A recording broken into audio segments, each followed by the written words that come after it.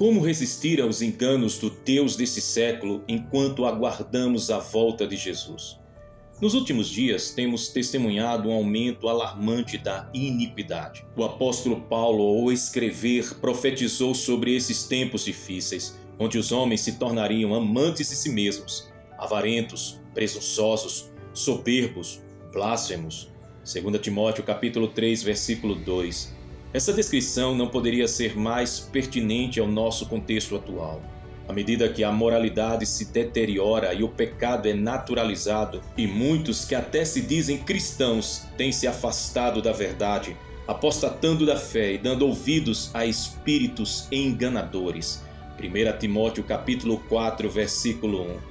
A realidade é que vivemos em uma sociedade que ecoa a depravação de Sodoma e Gomorra. A cultura contemporânea promove uma incessante busca por satisfação pessoal, onde o egoísmo e a indulgência são celebrados.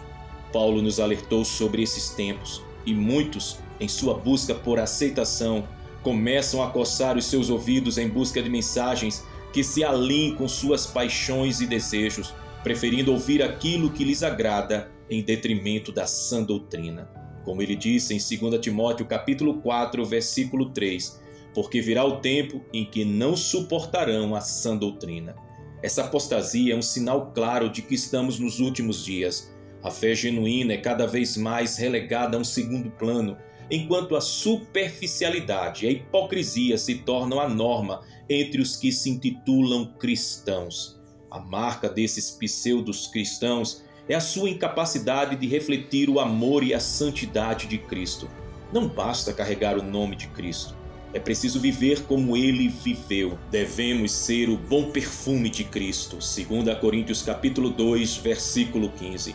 Em um mundo que se afunda na corrupção. Diante dessa realidade, somos desafiados a examinar as nossas próprias vidas. Amamos de fato o Senhor? Estamos dispostos a renunciar a nós mesmos e a tomar diariamente a nossa cruz, conforme podemos ver em Lucas capítulo 9, versículo 23? As respostas a essas perguntas definem o nosso compromisso com Cristo.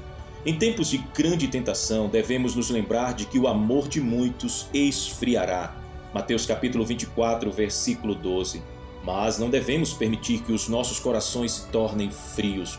Devemos nos esforçar para permanecermos firmes na fé, denunciando o pecado como fez João Batista, que não hesitou em confrontar as injustiças de sua época. A resistência aos enganos do Deus deste século exige uma postura ativa de vigilância e oração, como Paulo nos instrui em Efésios capítulo 6, versículo 11. Devemos vestir toda a armadura de Deus para podermos ficar firmes contra as ciladas do diabo.